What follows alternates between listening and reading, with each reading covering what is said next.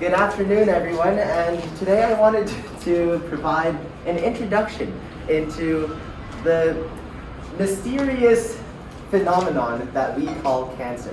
Now, as you guys know, cancer is a disease in which cells of your body divide uncontrollably, and it's actually quite common.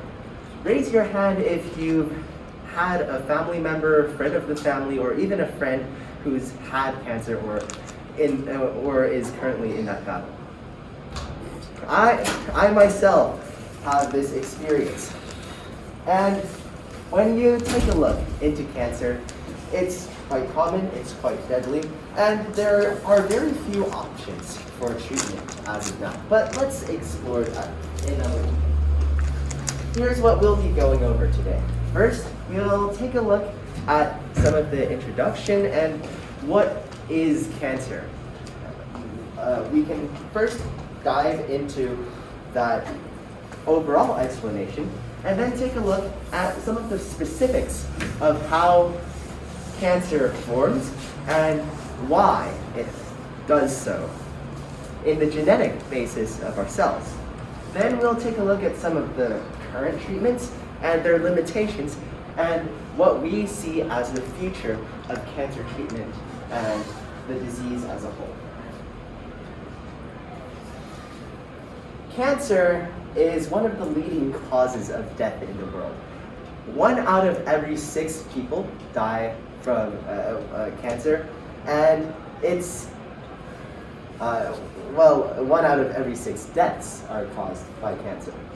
Yeah, and it's in many cases both obscure and deadly. What makes cancer cells and the disease that they cause so unexplored and so deadly in many cases? Let's take a look at how this works. To understand cancer, we first need to know what it is. So let's dive right into that. Cancer itself is defined as a disease. The cells themselves that are forming cancer are forming tumors. So tumors are collections of cancer cells that are dividing uncontrollably. Cancer can be caused by a variety of factors. If you have a family history of cancer, that may contribute to a risk factor that you may want to watch out for. But cancer can also be influenced by how you yourself lives. The decisions you make to maintain a healthy body, or the many nuances of leading a healthy life, these are all factors for whether or not you may get cancer. If you're exposed to high levels of radiation regularly, you may want to watch your body as a precursor and just to be aware of the risk that high radiation may put you under. Now, if you've ever eaten one of those snacks where there's that big warning sign that says, may or may not contain carcinogens, those are also foods to watch out for, because although they may or may not contain carcinogens, that means that in the production lines there might be exposure to carcinogens, which could potentially cause cancer in our bodies. Regular lifestyle decisions such as excessive smoking or drinking can cause cancers such as lung cancer and liver cancer. And a quick definition of how cancer cells will interact with your body. In some cases, cancer cells will either be repressed when they've divided enough and form a benign tumor, which is a harmless tumor, or they also might keep on dividing uncontrollably, and that may form a malignant tumor. These are the tumors that you'll need to watch out for, and those are also the tumors that can spread through metastasis to other parts of the body. That's not to say that our immune system does nothing to combat the threat, however. Each day, there are several sparks of cancer that are being repressed by our immune system. Our immune system is a wonderfully complex wide web of immune cells, and one is in particular, immune cell, called the natural killer cell, is able to combat cancer. It will kind of go shake hands with cells that it comes across in your bloodstream. And if they find proteins that resemble cancerous proteins, then they will make an effort to stamp out those cancer cells. But sometimes cancer cells are very manipulative. So they're able to produce proteins that sort of resemble that of regular cells and thus spare themselves from the natural killer cells. But of course, we don't want that. A few characteristics of cancer. If you want more characteristics, you may want to refer to Tia's post on Instagram. Some of the characteristics of cancer cells include an irregular shape. So here you see the two types of cells. These are regular cells in your bloodstream, and that is a tumor. You'll notice that mostly these cells are uniform and they're, well, not to say quite organized, but they sort of have uniform shape. Meanwhile, up here, those cells have nuclei of many different shapes and sizes. That's one key characteristic of cancer cells. This is caused due to the mutations inside the cells themselves, and you'll notice that they're very much jumbled up in this tumor. It's because tumors are able to reach into your bloodstream and take more nutrients than normal cells need, thus helping the cancer cells grow much faster than usual.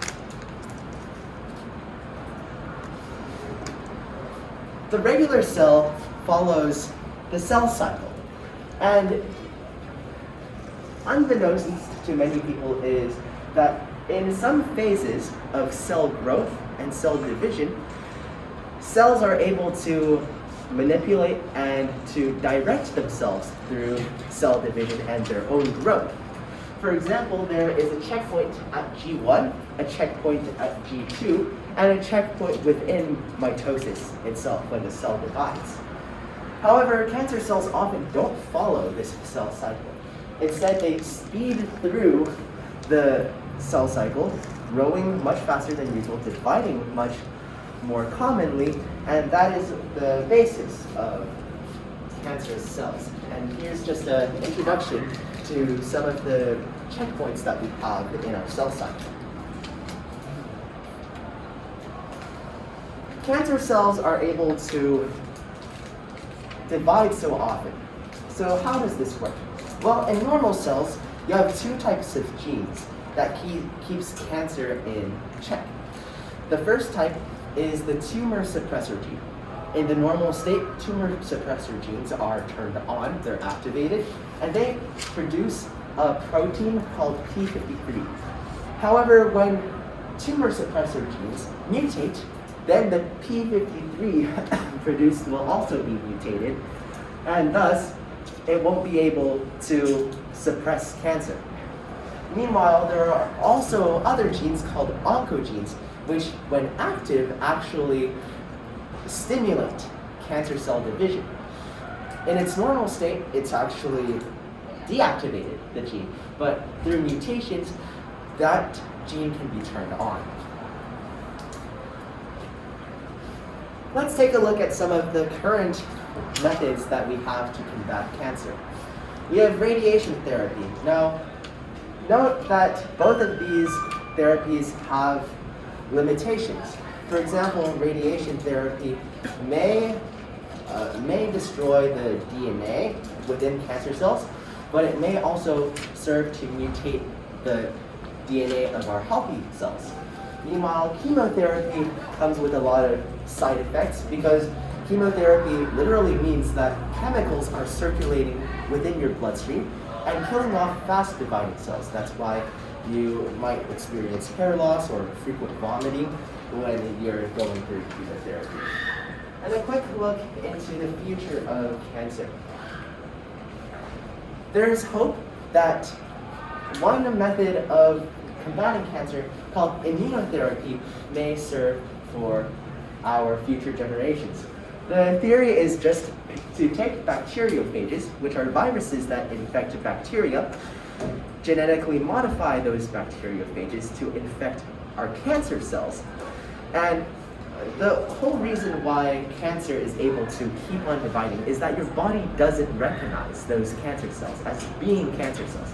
But once those bacteriophages have infected your cancer cells, your body treats those cancer cells as infected cells and destroys those cancer cells.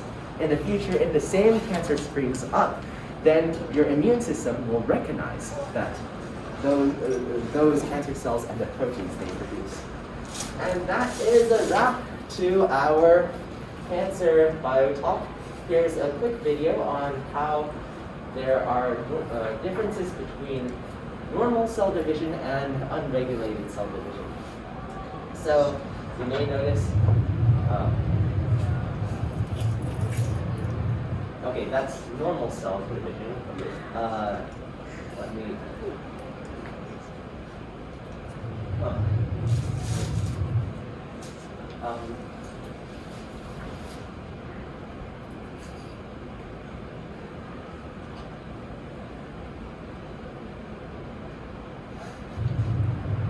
there. As you can notice, these cancer cells over here are not going through the regular regulated cell cycle and are dividing rapidly, much more rapidly than these cells over here. And the more time there is, then the bigger the tumor it will form. And that is a conclusion to our bio talk today, and we hope you learned something from today's bio talk.